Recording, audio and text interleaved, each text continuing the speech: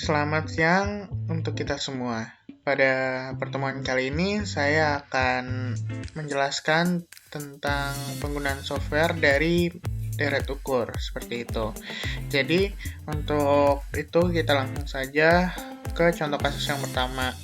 Iqbal meminjam uang di bank BNT sebesar 3.525.500 untuk jangka waktu 2 tahun dengan bunga 5% per tahun. Berapakah jumlah seluruh uang yang harus dikembalikan Iqbal pada saat pelunasan? Nah, di sini yang diketahui P sama dengan 3.525.500, N sama dengan 2, I sama dengan 5% atau 0,05. Yang ditanya F2. Maka kita langsung masuk saja ke softwarenya. Kita pilih deret ukur. Setelah itu kita ke penerapan ekonomi. Nah, di penerapan ekonomi ini kita masukkan nilai dari P. P tadi 3.525.500. Lalu untuk I di sini kita masukkan 0,05. Dan setelah itu kita masukkan N sama dengan 2. Dan untuk M-nya kita masukkan 1. Nah, setelah selesai, kita klik bagian hasil. Maka untuk hasilnya atau F2-nya sebesar 3.886.863 perak. Jadi, jumlah keseluruh uang yang harus dikembalikan Iqbal pada saat pelunasan adalah 3.886.863 rupiah, seperti itu. Jadi untuk hasil dari software dan di modul juga sama seperti itu ya. Untuk F2-nya seperti itu. Baik, untuk yang selanjutnya kita lanjut ke contoh kasus yang kedua. Kiki pergi ke Koboysel Store untuk membeli tablet dengan merek HP. Secara kredit selama 2 tahun seharga 20.200.000 dengan bunga sebesar 20% per tahun. Kiki melakukan pembayaran bunga per semester. Berapakah uang yang harus dibayarkan Kiki pada saat jatuh tempo? Nah, untuk di sini kan diketahui bahwa P-nya sebesar 20.200.000 rupiah dan untuk I-nya 0,2, N-nya 2 dan M-nya 2. Di sini kita harus mencari F2 seperti itu. Maka kita masuk ke deret ukur lagi, lalu kita klik penerapan ekonomi. Nah, kita masih menggunakan model bunga majemuk, sehingga kita masukkan bahwa P-nya di sini 20.200.000.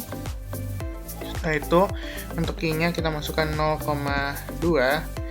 Setelah itu, N-nya 2, dan untuk M-nya di sini 12 dibagi 6, maka 2.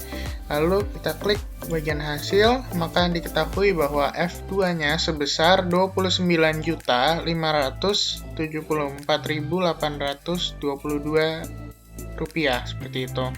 Jadi untuk hasil dari software dan juga hasil dari PPT ini sama seperti itu. Jadi untuk analisisnya, jumlah uang yang harus dibayarkan Kiki jika bunga dihitung per semester adalah 29.574.822 rupiah. Kita lanjutkan ke contoh kasus yang keempat. Di sini Bastian menginginkan agar uangnya menjadi 50.225.000 rupiah pada tahun 5 tahun yang akan datang. Berapakah jumlah uang yang harus ditabung Bastian saat ini seandainya diberikan bunga sebesar 20% per tahun? Di sini diketahui bahwa F3-nya sebesar 50.225.000, N-nya 5 dan I-nya 0,2. Nah, berapakah P-nya? Maka kita masuk ke deret ukur lalu klik penerapan ekonomi. Setelah itu kita masuk ke model present value. Nah, di sini F-nya diketahui bahwa F3 sebesar 50.225.000. Setelah itu di sini I-nya kita masukkan 0,2. Dan setelah itu di sini N-nya kita masukkan 5. Dan juga untuk M-nya kita masukkan 1 seperti itu. Lalu kita klik bagian hasil. Maka P besar atau P di sini sebesar 20.184.292 rupiah. Jadi Jumlah uang yang harus ditabung Bastian saat ini adalah Rp20.184.297 seperti itu. Untuk hasilnya juga tetap sama antara self-fair dan juga di PPT. Baik, kita lanjutkan ke contoh kasus yang kelima. Di sini Farhan membeli sebuah motor merek Moi secara kredit selama 4 tahun dengan bunga sebesar 20% per tahun. Farhan melakukan pembayaran bunga per triwulan. Jika jumlah uang yang dibayarkan oleh Farhan adalah 25 juta rupiah, berapakah mula-mula harga motor tersebut? Nah, di sini sudah diketahui F5-nya sekian dan juga N-nya 4, I-nya 0,2 dan M-nya 4. Maka kita masuk kembali ke isi matnya.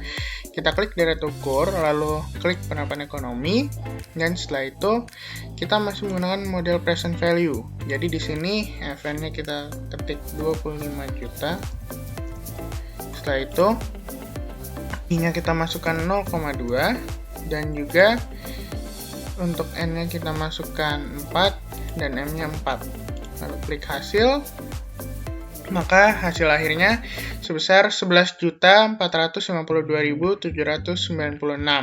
Jadi mula-mula harga motor tersebut sebesar 11.452.796 rupiah.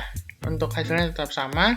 Dan untuk penggunaan koma yang ada di PPT ini kita ganti dengan titik karena di software ini hanya bisa membaca titik sebagai koma seperti itu. Baik, kita ke contoh kasus yang terakhir, yaitu contoh kasus 6. Jika diketahui jumlah penduduk di Kota Malang pada tahun 2016 berjumlah 3.520.030 jiwa dengan tingkat pertumbuhan 22% per tahun, berapakah jumlah penduduk di Kota Malang tersebut pada tahun 2020? Nah, di sini sudah diketahui bahwa P1-nya sama dengan 3.520.030 dan R-nya kecil di sini 0,22, R besarnya di sini 1 ditambah 0,22 jadi 1,22 dan T di sini 5. Kita masuk ke isi matnya. Kita klik deret ukur.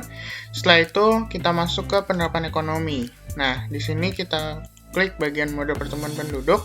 Setelah itu kita masukkan di sini P1-nya tadi 3.520.030 dan setelah itu R kecil di sini 0,22 dan untuk T di sini kita masukkan 5. Nah, kita langsung saja klik hasilnya seperti itu. Jadi hasilnya sebesar 7.798.045.